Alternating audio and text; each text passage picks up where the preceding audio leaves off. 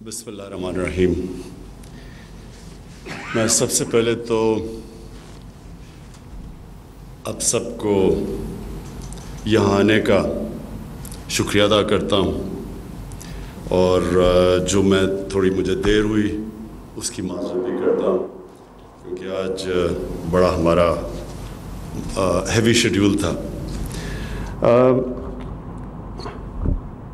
سب سے پہلے جی میں اس کمپنی کے اندر جو بات کرنا چاہتا ہوں وہ یہ کہ علماء مشائخ کا بہت بڑا رول پاکستان میں بنانے کا تھا، جو قادری صاحب نے ابھی اپنی تقریر میں کہا، اور وہ ہونا بھی تھا کیونکہ دنیا کی تاریخ میں ایک ہی ملک اسلام کے نام پہ بن رہا تھا، اور جس ملک کا نعرہ پاکستان کا مطلب کیا، لا الہ الا اللہ، تو اس میں جو دینی حلقے تھے انہوں نے تو پوری طرح اس میں مدد کی۔ شاید ایک آدھ ایسے تھے جنہوں نے مخالفت کی، لیکن زیادہ تر سارے نے قائد اعظم کے ساتھ کھڑے ہوئے۔ اور میں یہ بھی کہنا چاہتا ہوں کہ آپ کا آج ایک بہت بڑا رول ہے اس پاکستان کو وہ پاکستان بنانا جس مقصد کے لیے ملک بنا تھا۔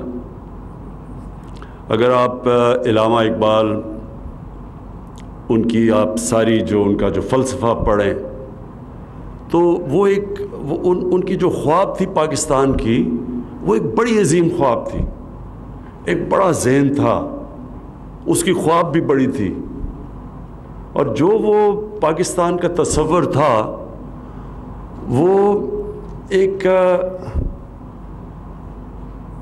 زیادہ تر لوگ سمجھتے نہیں ہیں بدقسمتی سے۔ وہ یہ پاکستان کو دیکھنا چاہتے تھے ایک ایسا ملک جو کہ ایک ساری دنیا کے لیے ماڈل بنے گا کہ اصل میں اسلام کیا ہے، کیونکہ مسلمان اسلام سے دور ہوتے گئے۔ اور ایک بہت عظیم مسلمان اسکالر تھے محمد عبدو، تو میں ان کا پڑھ رہا تھا کہ وہ جب آج سے پتہ نہیں 125 سال پہلے وہ جب مغرب گئے اور پھر جب مغرب سے واپس آئے، مصر واپس آئے، تو انہوں نے مغرب میں کہا کہ وہاں اسلام تو نہیں تھا، نہیں وہاں مسلمان تو نہیں تھے، لیکن اسلام بڑا دیکھا، اور جب واپس مصر میں آئے تو کہا مسلمان تو بہت ہیں لیکن اسلام نظر بہت کم آتا ہے۔ مقصد کہنے کا یہ ہے کہ ہم نے اس ملک کو وہ ملک بنانا تھا جو دنیا نے دیکھ کے تو ہمیں متاثر ہونا تھا۔ جس طرح جب مسلمان تاجر گئے انڈونیشیا اور ملیشیا میں تو وہاں کوئی فوج نہیں مسلمانوں کی گئی تھی، ان کے کردار کو دیکھ کے لوگ مسلمان ہونا شروع ہو گئے۔ اور اگر آپ پڑھیں تاریخ کی کتابیں تو جب کروسیڈرز نے جب حملہ کیا مسلمان کی ریاستوں میں آج سے 1000 سال پہلے، تو وہ جو مسلمانوں کے متعلق لکھتے ہیں وہ بھی پڑھنے والی چیزیں ہیں کہ وہ ان کو ایسے متاثر ہوتے تھے، ان کے کیریکٹر سے، ان کی کلچر سے، ہر چیز سے وہ متاثر تھے۔ تو ہم نے اس ملک کو وہ ملک بنانا تھا جس سے دنیا دیکھ کے کہتی کہ یہ دیکھیں یہ پاکستانی، یہ مسلمان آ رہے ہیں۔ اور بدقسمتی سے یہ ہم اس آئیڈیل سے، اس خواب سے کافی دور نکل گئے۔ تو میں اس لیے کہتا ہوں کہ آپ کا بہت بڑا رول ہے اس ملک کو واپس اس راستے پہ لانے کے لیے۔ میں پہلے 2 چیزیں کہہ دوں، کیونکہ میں یہ ضرور ہر جگہ بات کرتا ہوں، لوگ مغرب کو جانتے نہیں ہیں، میں شاید باقی سب لوگوں سے زیادہ بہتر سمجھتا ہوں مغرب کو، اس لیے میں نے ہر فورم کے اوپر بات کی اسلاموفوبیا کی۔ وہ میں آپ کو سمجھانا چاہتا ہوں کہ کیوں مغرب اس چیز کو سمجھ نہیں رہی۔ 2 وجوہات ہیں اس کی۔ ایک کہ دہشت گردی کو انہوں نے اسلام کے ساتھ جوڑ دیا، اسلامک ٹیررزم، اور افسوس سے میں دیکھتا رہا ہوں خاص طور پہ پچھلے 20 سال میں کہ ہمارے مسلمان ملکوں میں اس کا رسپانس نہیں آیا۔ اصولاً ہماری طرح کے لیڈرز کو بتانا چاہیے تھا کہ دہشت گردی کا نہ اسلام سے کوئی تعلق ہے نہ کسی اور اللہ کے دین کا سے تعلق ہے. دین اور دہشت گردی کا کوئی تعلق نہیں ہے.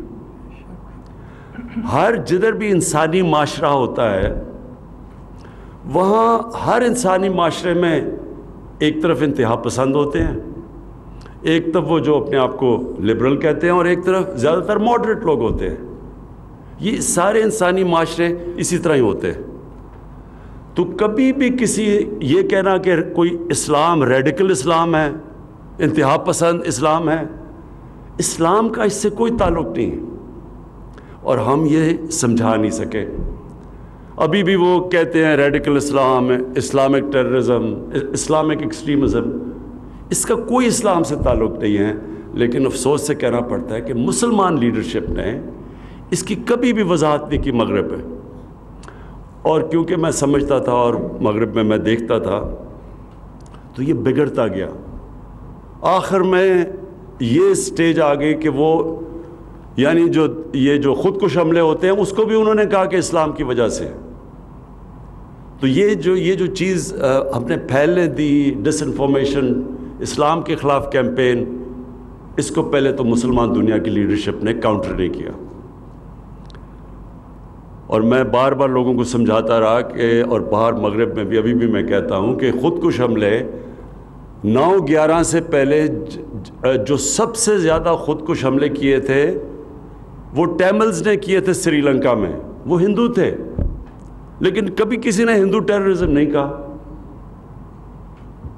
اور اس سے پہلے جب جاپانیوں نے, جب وہ سیکنڈ ورلڈ وار ہارنے والے تھے, تو انہوں نے بھی جہازوں میں بیٹھ کے خودکش حملے کیے امریکی کشتیوں کے اوپر, لیکن کبھی انہوں نے ان کی دین کے اوپر نہیں کہا کہ جی خودکش حملے کچھ جاپان کی ان کا دین کہتا ہے. تو یہ پہلے تو یہ غلطی ہم نے کی اور یہ پھیلتا گیا. پھر ایک اس سے پہلے غلطی کی, سلمان رشدی نے جب کتاب لکھی سیٹینک ورسز, فتنہ اس نے کیا, اور اسے پتہ تھا کہ مسلمان دنیا میں ایک ریاکشن آئے گا, غصہ ہوگا. لیکن مغرب کے اندر اس نے یہ کہا کہ دیکھیں جی, یہ دیکھیں مسلمان یہ بڑے تنگ نظر ہیں, یہ فریڈم آف ایکسپریشن کے خلاف ہیں, اور اس لیے دیکھیں یہ ریئیکٹ کر رہے ہیں, حالانکہ یہ آزادی رائے ہونی چاہیے کہ میں کتاب لکھ رہا ہوں. اسے پتہ تھا کہ کیا ریئیکشن آنا ہے, کیونکہ وہ مسلمان گھر میں بڑا ہوا تھا.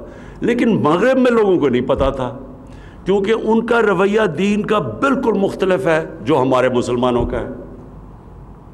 وہ بالکل اور طرح دین کو دیکھتے ہیں. میں جب پہلی دفعہ گیا برطانیہ تو وہ کارٹون بنائے ہوئے تھے انہوں نے اپنے, میں بات نہیں کروں گا نعوذ باللہ, لیکن اپنے دینی جو ان کو دینی سمجھتے تھے ان کا بالکل مختلف تھا. تو ان کو سمجھ نہ آئے اور ہم سمجھا نہ سکیں. جو ہونا چاہیے تھا کہ مسلمان دنیا کے سربراہ کو پھر سے یونائٹڈ نیشنز فورم ہے, OIC فورم ہے, وہاں ان کو کہنا چاہیے تھا کہ ہمارا کس طرح کا پیار اور عشق ہے ہمارے نبی صلی اللہ علیہ وسلم سے. ہمیں سمجھانا چاہیے تھا, کیونکہ ان کو تو سمجھ نہیں تھی. اور ہمیں ان کو بتانا چاہیے تھا کہ یہ آزادی رائے کے نام پہ ہمیں تکلیف نہ دیں ان کے اوپر اپنے نبی صلی اللہ علیہ وسلم کی بے حرمتی کرتے ہوئے. لیکن نہیں کیا کسی نے. اور ہوا کیا کہ یہ جو فتنہ تھا, جس کو پتہ تھا کہ مسلمان ریئیکٹ کریں گے, وہ بار بار کبھی کارٹون لے آئیں, کبھی کچھ لے آئیں, اور تکلیف دیتے رہے مسلمانوں کو جو پھر ریئیکٹ کرتے تھے. تو وہ موقع مل گیا اسلامو فوبیا کا. اور مسلمان جو رہتے ہیں, ہمیں تو اس کا اتنا اثر نہیں ہوتا, لیکن آپ کو حیران ہوں گے کہ جو مسلمان رہتے ہیں آج مغربی دنیا میں, بلکہ ہندوستان میں بھی, کتنی مشکلوں کا ان کو سامنا کرنا پڑتا ہے اسلامو فوبیا کی وجہ سے.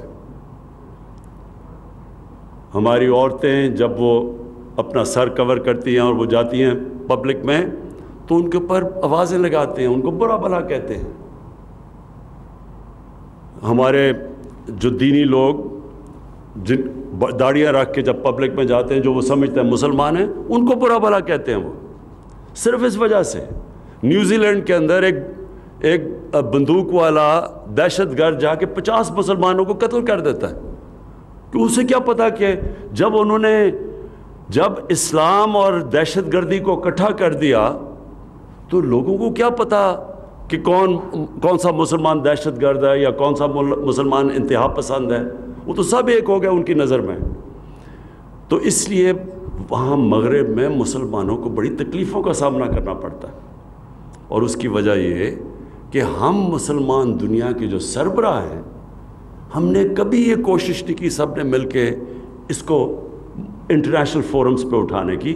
اس لیے میں OIC میں بھی یہ چیز اٹھائی، آتے ساتھ ہی یونائٹڈ نیشنز میں بھی اٹھائی، اور بار بار دوسری دفعہ پھر اٹھایا کہ کوشش کر رہا ہوں۔ اور پھر میں نے سارے مسلمان سربراہ کو لیٹر لکھے کہ جب تک ہم سب مل کے مغرب کو نہیں اپروچ کریں گے، یہ بار بار اس طرح کی چیزیں ہوتی رہیں گی اور ہمیں تکلیف ملتی رہے گی، اور ان کو موقع مل جائے گا کہنے کا کہ دیکھیں جی کتنے تنگ نظر ہیں مسلمان۔ جبکہ یہودی کیونکہ وہ آرگنائزڈ ہیں، آج کسی کی مجال نہیں ہے، کوئی بھی یہودیوں کے خلاف بات نہیں کر سکتا وہاں مغرب میں۔ وہ ایک ورڈ استعمال کرتے ہیں، جو بھی اسرائیل کی بھی کوئی تنقید کرے وہ اینٹی سیمائٹ کہہ دیتے ہیں، سب چپ ہو جاتے ہیں، کوئی بات نہیں کرتا۔ اور جو ہولوکاسٹ ہے، جس جو ایک بہت بڑا ظلم ہوا تھا یہودیوں کے خلاف جرمنی کے اندر، تو آج اس کی آپ آزادی کے رائے کے نام سے اس کے اوپر کوئی بات ہی نہیں کر سکتے، اس طرح کا اس کی کوئی منفی بات نہیں کر سکتے۔ 4 یورپین ملکوں میں جیل میں چلے جاتے ہیں آپ، تو وہاں آزادی رائے نہیں ہے، لیکن ادھر وہ آڑ لے لیتے ہیں آزادی رائے کی۔ اور میں اس کو زیادہ اپنی کمزوری سمجھتا ہوں، اپنی مسلمانوں کی۔ اور انشاءاللہ میں آپ سب کو یہاں یہ کہتا ہوں کہ میں پوری کوشش کرتا رہوں گا، مسلسل کوشش کروں گا، مسلمان دنیا کے سربراہوں کو میں پوری ہر طرح جب بھی میں ملتا ہوں میں ان کو بھی کوشش کرتا ہوں، اور مغرب کے بھی جب ان کے سربراہ کو ان کو بھی میں سمجھانے کی کوشش کرتا ہوں کہ یہ ایک انسانوں کے اندر تقسیم ہو رہی ہے، یہ جب آپ ہمارے نبی صلی اللہ علیہ وسلم کی شان میں گستاخی کرتے ہیں۔ اب جی میں صرف آپ کو یہ بتا دوں کہ میرے نظر میں کوئی اسلام کا اسکالر نہیں ہوں، لیکن ایک طالب علم ہوں، اور میں کافی اسٹڈی کرتا ہوں اور کرتا رہا ہوں اور کافی دیر سے کر رہا ہوں۔ یہ میرا ایمان ہے کہ جو مدینہ کی ریاست تھی، کیونکہ وہ نبی صلی اللہ علیہ وسلم کی سنت تھی، کیونکہ وہ انہوں نے بنائی تھی، اور قرآن میں اللہ نے ہمیں حکم دیا تھا کہ ان کی سنت پہ چلو، تو یہ میرا ایمان ہے کہ جو بھی اس ریاست کے اصولوں پہ چلے گا اللہ اس قوم کو اٹھا دے گا، اور وہ قوم اگر مسلمان نہ بھی ہو تو اللہ اس قوم کو اٹھا دے گا اگر ان اصولوں پہ چل گئی وہ قوم۔ اور کیونکہ میں مغرب پھرا ہوا ہوں تو میں آپ کو یقین دلاتا ہوں کہ میں نے ان قوموں کو جو محمد عبدو نے کہا تھا آج سے 125 سال پہلے، میں نے اپنی آنکھوں سے دیکھا مغرب میں۔ دیکھیں جو اصول انہوں نے بنائے تھے نا، وہ اصول آج آپ حیران ہوں گے، وہ یورپ کے اندر اسکینڈینیویا میں خاص طور پہ اگر آپ جائیں تو آپ کو وہ اصول نظر آئیں گے، عملی طور پہ وہ معاشرے وہ امپلیمنٹ کر بیٹھے ہیں۔ انسانیت کا نظام، یعنی ایک غریب آدمی، اس کو پوری طرح ریاست اس کی بنیادی ضروریات پوری کرتی ہے، جو دنیا کی تاریخ میں سب سے پہلے مدینہ کی ریاست میں ہوا تھا۔ اس کے تعلیم، اچھی تعلیم اور ریاست دیتی اور مفت، اور وہاں یہ نہیں ہوتا کہ 3 قسم کے سلیبس ہیں، انگلش میڈیم، اردو میڈیم اور پھر دینی مدرسے، 3 ڈیفرنٹ سلیبس۔ ایک سلیبس ہوتا ہے، میں غریب آدمی ہوں، میرا بچہ میں پیسے نہیں دے سکتا، حکومت اس کو اعلیٰ تعلیم دیتی ہے، اور وہ تعلیم کہ وہ بچہ ملک کا وزیر اعظم بھی بن سکتا ہے، ڈاکٹر بن سکتا ہے، کہیں بھی، یعنی کوالٹی کی تعلیم دیتی ہے اور مفت۔ بے روزگار ہو، حکومت پیسے دیتی ہے جب تک اس کو روزگار نہیں ملتا۔ وہ اگر ہسپتال میں جائے گا اس کو مفت علاج ملے گا. میں یہ اسکینڈینیویا کی اب بات کر رہا ہوں. عدالت میں جائے گا لیگل ایڈ ملے گی, حکومت وکیل کر کے دے گی اس کو. اس کو ایک فلاحی ریاست کہتے ہیں. یہ چیزیں ہمارے نبی صلی اللہ علیہ وسلم نے مدینہ میں کی تھیں, جس سے انہوں نے عام آدمی کے لیے ساری بنیادی ضروریات پوری کی تھی. اور دوسری چیز جو انہوں نے مدینہ میں کیا تھا وہ رول آف لا, قانون کی بالادستی. قانون کی بالادستی یہ کبھی بھی آج تک, میں آپ سارے علماء اور مشائخ کے سامنے کہنا چاہتا ہوں کہ کبھی بھی آج تک کوئی دنیا کا معاشرے نے ترقی کی نہیں جدھر قانون کی بالادستی نہیں ہوئی. کوئی آج اٹھا کے دیکھ لیں, آج دنیا کے خوشحال ملک دیکھ لیں, سارے جتنی زیادہ قانون کی بالادستی, رول آف لا, جتنا انصاف کا نظام, اتنا ہی وہ ملک خوشحال ہے. تو جب انہوں نے نبی صلی اللہ علیہ وسلم نے کہا کہ اگر میری بیٹی بھی قانون توڑے گی تو اس کو سزا ملے گی, اور پھر کہا کہ تمہارے سے پہلے بڑی قومیں تباہ ہوئیں جدھر طاقتور کے لیے قانون اور کمزور کے لیے دوسرا. یہ یاد رکھیں کہ یہ ایک پورا فلسفہ ہے اس کے اندر. اور ہمارے سامنے آج آپ تماشا دیکھ رہے ہیں کہ اربوں روپے کے کیسز ہیں لوگوں پہ, اور وہ کہتے ہیں ہمیں NRO دے دو. غریب لوگ جیلوں میں مرے ہیں جنہوں نے گائے چوری کی, بھینس یعنی موٹر سائیکل چوری کیا, وہ تو جیلوں میں چلے گئے. تو جن کے پاس ثابت ہو گیا کہ اربوں روپے انہوں نے اس ملک کے چوری کیے ہیں اور باہر لے گئے ہیں, وہ کہتے ہیں ہمیں NRO دے دو. یہ آپ کے سامنے ہو رہا ہے. یہ اسی لیے ہمارے نبی صلی اللہ علیہ وسلم نے کہا تھا کہ بڑی قومیں تباہ ہوئیں تمہارے سے پہلے, جو یہ بڑوں کو, طاقتور کو, ڈاکو کو NRO, اور بیچارے چھوٹے لوگوں کو پکڑ کے جیل میں. چھوٹے لوگوں کی چوری سے تو ملک نہیں تباہ ہوتا. آپ گائے بھینسیں, یہ موٹر سائیکل اور تھوڑی چوریاں, اس سے ملک نہیں تباہ ہوتا. ملک تباہ ہوتا ہے جب ملک کا وزیر اعظم اور اس کے وزیر چوری شروع کرتے ہیں. اور آج تیسری جو ہم کہتے ہیں یہ ڈیولپنگ ورلڈ, یہ جن کو تھرڈ ورلڈ کہتے ہیں, ڈیولپنگ ورلڈ, غریب ملک, آپ ایک ایک غریب ملک کو دیکھ لیں, ہر جگہ ان کے سربراہ, ان کے وزیر اعظم, ان کے وزیر وہاں سے ملک کا چوری پیسہ کر کے باہر لے جاتے ہیں. ایک ایک ملک میں آپ کو بتا سکتا ہوں. ہر سال, یہ ذرا آپ سب کے لیے, ہر سال 1000 ارب ڈالر غریب ملکوں سے چوری ہو کے امیر ملکوں میں جاتا ہے. 1000 ارب ڈالر. یعنی ہمارا جو, آپ یہ سوچیں کہ ہمارا جو سالانہ بجٹ ہے وہ زیادہ سے زیادہ 60 ارب ڈالر ہے. تو 1000 ارب ڈالر صرف غریب ملکوں سے چوری ہو کے امیر ملکوں پہ جا رہا ہے. تو اس لیے وہ کیوں چوری ہو کے جاتا ہے؟ وہاں بھی یہی ہو رہا ہے, طاقتور NRO اور غریب آدمی جیل میں. تو یہ نظام جو حضرت, اور اس کو کہتے ہیں ظلم کا نظام, اور اس کے لیے حضرت علی رضی اللہ تعالیٰ نے کہا تھا کہ کفر کا نظام چل جائے گا لیکن ظلم کا نظام اور ناانصافی کا نظام نہیں چل سکتا.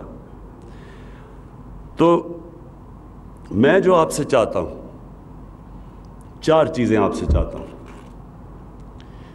ایک تو مدینہ کی ریاست کے اصول, یہ پلیز آپ ہر جدھر بھی آپ بات کرتے ہیں لوگوں کو بتائیں تو صحیح کہ وہ اصول کیا تھے. وہ جو انہوں نے نبی صلی اللہ علیہ وسلم نے جو اصول کے سیٹ اپ کیا تھا, جو بنیاد بنائی تھی اس کی, وہ کوئی وجہ تو تھی کہ وہاں ہمیں قرآن کہتا ہے ان کی زندگی سے سیکھو, اللہ کہتا ہے ان کی زندگی سے سیکھو, کہ وہی قوم جس کی کوئی حیثیت ہی نہیں تھی وہ دنیا کی امامت کی انہوں نے. اور یہ نہیں کہ کوئی صدیاں لگی یا 15-20 سالوں کے اندر ان کی ہجرت کے بعد 15-20 سالوں کے بعد 2 سپر پاورز گھٹنے ٹیک گئیں.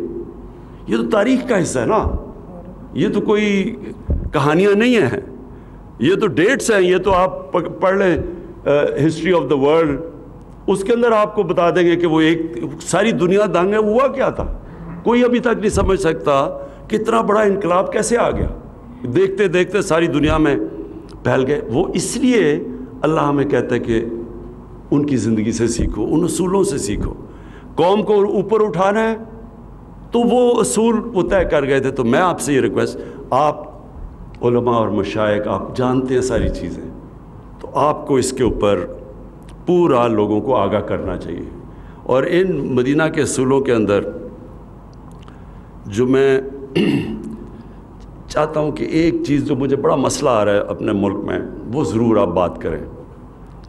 مولانا رومی, ان سے کسی نے پوچھا کہ قوم کیسے مرتی ہے؟ مولانا رومی نے کہا کہ قوم تب مرتی ہے, انہوں نے 2 درختوں کا بتایا, ایک بڑا خوشبودار اور ایک بڑا بدصورت درخت. جب ایک قوم ان کے اندر فرق کرنا ختم کر دیتی ہے, قوم مر جاتی ہے. جب قوم ایک اچھے اور برے کی تمیز ختم کرتی ہے, قوم مر جاتی ہے. دیکھیں, پیسہ چوری ہوتا ہے پھر آ جاتا ہے, قوموں کے لیے پیسہ آتا جاتا ہے, لیکن جب ایک قوم کی اخلاقیات تباہ ہوتی ہے تب قوم مرتی ہے. اس لیے یہاں جو ظلم ہوا ہے نا ہمارے ملک میں, کہ میں دیکھتا ہوں ایک ہمارے 8-9 ہمارے بڑے بڑے صحافی وہ جا کے عدالت میں چلے گئے کہ جی ایک آدمی جو سپریم کورٹ نے کنوکٹ کیا ہے, جس کو جو ملک سے جھوٹ بول کے باہر بھاگ گیا ہے, جس کے پتہ ہے کہ اربوں روپے باہر پڑے ہیں, یہاں کا چوری کیا ہوا پیسہ, اور وہ کہتے ہیں جی اس کو تقریر کرنے کی اجازت دی جائے. یعنی ہم کیا میسج دے رہے ہیں اپنے نوجوانوں کو, اپنے یوتھ کو کیا میسج دے رہے ہیں کہ چوری کرنا کوئی بری چیز نہیں ہے, کہ آپ ملک سے جھوٹ بول کے فرار ہو جائیں, کوئی فکر نہیں ہے. آپ کے پاس اربوں روپے کی باہر پراپرٹی, آپ جواب ہی نہیں دے سکتے, لیکن آپ کو تقریر کرنے کا موقع دیا جائے. میں کیونکہ مغرب کو پھر میں آپ سب کے سامنے رکھنا چاہتا ہوں, کیونکہ میں جانتا ہوں, آپ یقین کریں کہ اگر اس طرح کوئی آدمی وہاں یہ کرتا پبلک کے پیسے سے تقریر کیا, وہ کسی محفل میں نہیں بیٹھ سکتا تھا. دیکھیں, یہ جو کرپشن ہے نا, یہ ملک کی سب سے بڑی کینسر ہے, لیکن اس سے کبھی قانون سے نہیں لڑا جاتا. ہاں, ہم قانون سے لڑ رہے ہیں, آپ دیکھ رہے ہیں, ہم قانونی کارروائی ہو رہی ہے, لیکن قانون سے پورا معاشرہ لڑتا ہے, کیونکہ معاشرے کا پیسہ چوری ہوا ہوتا ہے, میرا تو نہیں پیسہ چوری ہوا.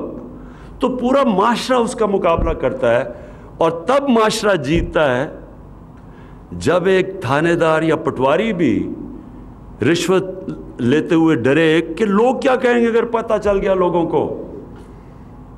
یہ سمجھنے کی بات ہے. جب معاشرے کے اندر ویلیو سسٹم یہ ہو جاتا ہے کہ وہ معاشرہ ایکسیپٹ ہی نہیں کرتا جو آدمی اس معاشرے کے پیسے چوری کرے, قانون توڑے, تب وہ معاشرہ جیتتا ہے کرپشن کی جنگ.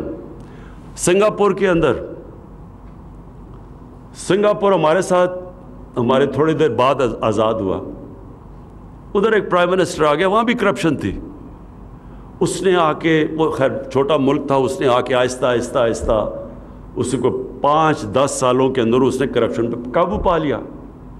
لیکن پھر اس نے ایک اس طرح کی اخلاقیات سنگاپور کو دی کہ 15 سال کے بعد اس کے آنے سے اس کے ایک وزیر نے پیسے چوری کیے, کرپشن کی,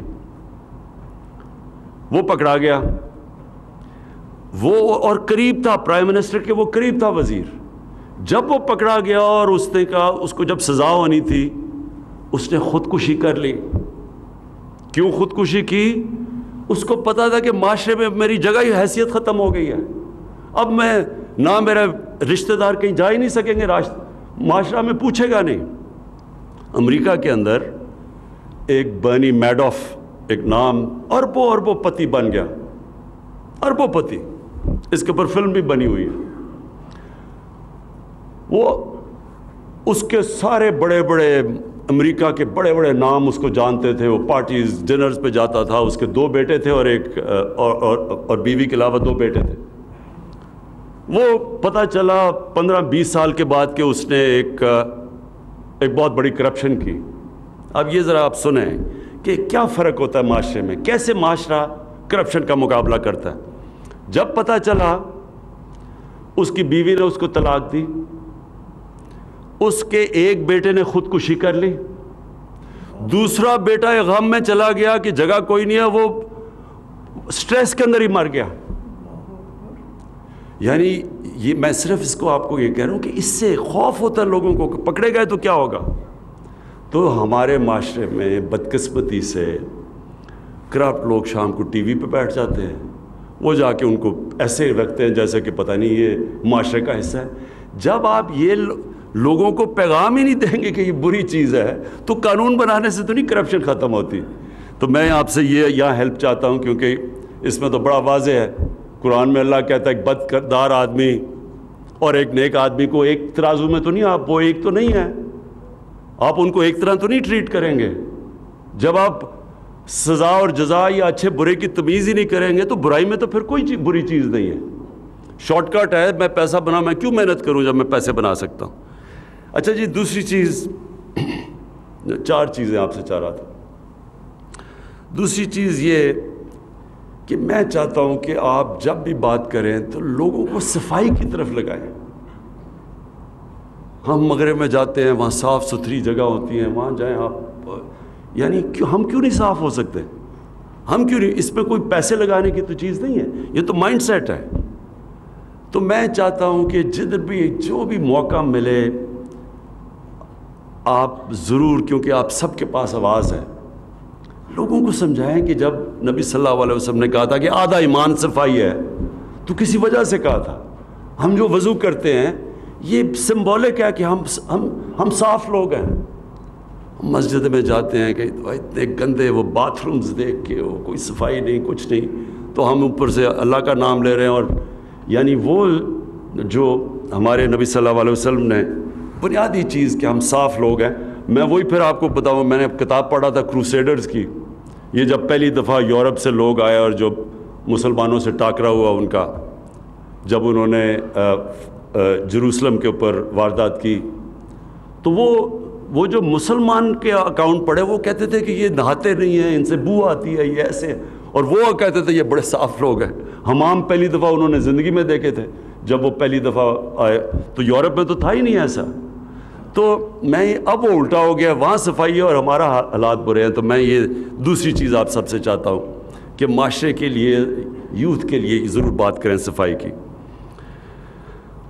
اور پھر سب سے امپورٹنٹ چیز دیکھیں، نبی صلی اللہ علیہ وسلم نے کسی نے ان سے ایک دفعہ پوچھا، ایک قریش کا آدمی، اس نے کہا جی میں اب 60 سال کا ہوں، میں عادتیں نہیں بدل سکتا، میرا سارا قبیلہ مسلمان ہو رہا ہے تو مجھے بھی ہونا پڑ رہا ہے، تو اب میں عادتیں نہیں بڑھ سکتا، مجھے ایک چیز بتاؤ مسلمان ہونے کی کہ میں عادتیں بھی رکھوں اور مسلمان بھی ہو جاؤں۔ انہوں نے کہا سچ بولا کرو۔ دیکھیں میں آپ سب سے کہتا ہوں کہ اس کے اوپر پلیز زور دیں، سچائی پہ، یوتھ پہ، بچوں پہ، سب پہ، جدھر بات کریں آپ کی پھر سے میں کہتا ہوں آواز ہے۔ یہ جو ہماری، کیونکہ پھر سے میں کانٹراسٹ بتا رہا ہوں، آپ یقین کریں جن ملکوں کو ہم کافر کہتے ہیں وہ بڑے سچے لوگ ہیں، اخبار پڑھا ہوتا ہے، ویسے کوئی بھی نہیں ہوتا وہاں، وہ پیسے ڈالتے ہیں، پیسے رکھتے ہیں اور اخبار اٹھا لیتے ہیں، وہاں تو کوئی پوچھنے والا نہیں ہے۔ ایک سچائی کا ایک پورا ایک ہمیں جہاد کرنی پڑے گی، کیونکہ بدقسمتی سے وہاں بھی ہمارے میں مجھے کئی دفعہ بڑا افسوس ہوتا ہے کہ ہمارے میں یہ ویلیو جو اتنا بڑا اسلام کا ویلیو ہے، سچ یہ بھی ہم دور چلے گئے اس سے۔ اور آخر میں جو آپ سے بات کہنا چاہتا ہوں وہ یہ کہ جی لوگوں کو ہمیشہ اتحاد، یونٹی کی بات کریں۔ نبی صلی اللہ علیہ وسلم نے کیا کیا تھا؟ وہی مسلمان قبیلے تھے، بٹے ہوئے تھے، آپس میں لڑتے تھے، ان کی سب سے بڑی اچیومنٹ کیا تھی؟ انہوں نے ان سب قبیلوں کو اکٹھا کر دیا اور ایک قوم بنا دیا۔ ہمارے اندر یہ جو ڈویژنز ہیں، آپس میں ہم اختلاف ہوتا ہے تو وہ بندوقیں اٹھا لیتے ہیں، کوئی کچھ کرتا ہے، کوئی دوسرے کو کافر کہہ دیتا ہے۔ ویسے بھی معاشرے کے اندر یہ جو ہم آپس میں تقسیم کیے ہوئے ہوتے ہیں، یہ بہت بڑی رکاوٹ ہے ہمیں ایک عظیم قوم بننے میں۔ اور یہ ہے بھی نبی صلی اللہ علیہ وسلم کی سنت کہ لوگوں کو یونائٹ کرنا. رحمت العالمین تھے، سب انسانوں کے لیے رحمت بن کے آئے تھے. وہ تو بلکہ انسانوں کے لیے، صرف مسلمانوں کے لیے نہیں، انسانوں کے لیے رحمت بن کے آئے تھے. تو یہ جو یونائٹ کرنا ہے یہ بہت بڑی ان کی سنت ہے. اور یہ پھر آپ سب کی بڑی ذمہ داری ہے کہ کیونکہ آپ کی آواز ہے، میں یہ امید رکھتا ہوں کہ آپ یہ جو یونائٹ کر کے اس ملک کو مضبوط کرنا. اور میں یقین آپ کو دلوا دوں، اللہ نے اس ملک کو کیا کیا نعمتیں سے نہیں بخشا. جب سے میں پرائم منسٹر بنا ہوں مجھے اور سمجھ آتی رہی ہے کہ اللہ نے اس کو یہ کیا کیا ہمیں بخشا ہوا ہے. اور ہماری بدقسمتی یہ ہے کہ ہمارے میں کیریکٹر نہیں تھا کہ اس ملک کو وہ قوم بنانا جو کہ بننا چاہیے تھا. تو یہ ایک جب ہم مدینہ کی ریاست کی بات کرتے ہیں، ایک جد و جہد کی ہم آغاز کرتے ہیں. یہ کوئی ایک سوئچ آن آف سے ریاست نہیں بنتی، یہ کیریکٹر بلڈنگ کی بات ہے. یہ ایک قوم جب ایک سچائی کی طرف جاتی ہے، اپنا کیریکٹر اٹھاتی ہے، اپنا ذہن چینج کرتی ہے، مائنڈ سیٹ بدلتی ہے، اپنے اندر ایک ایمان رکھتی ہے کہ ہم لا الہ الا اللہ، اللہ کے سوا کوئی خدا نہیں، کسی جھوٹے خدا کے سامنے نہیں جھکتے. اور سب سے بڑے یہ جو جھوٹے خدا ہیں یہ پیسہ ہے. کیا یہ جو لالچ ہے پیسے کی، یہ سب سے زیادہ بڑا بت ہے جس کی پوجا کرتے ہیں ہم. اور وہ جو پیسہ بنا لے، پھر وہ جتنا مرضی بد کردار آدمی ہو اس کو معاشرہ سمجھتا ہے کہ وہ کوئی بہت بڑی چیز ہے. تو ایک میں انقلاب کی بات کر رہا ہوں، ذہنی انقلاب کی. اور وہ جب تک آپ سب اس میں شرکت نہیں کریں گے، اس میں جد و جہد کا حصہ نہیں بنیں گے، وہ اکیلا عمران خان کچھ نہیں کر سکتا. بہت بہت شکریہ.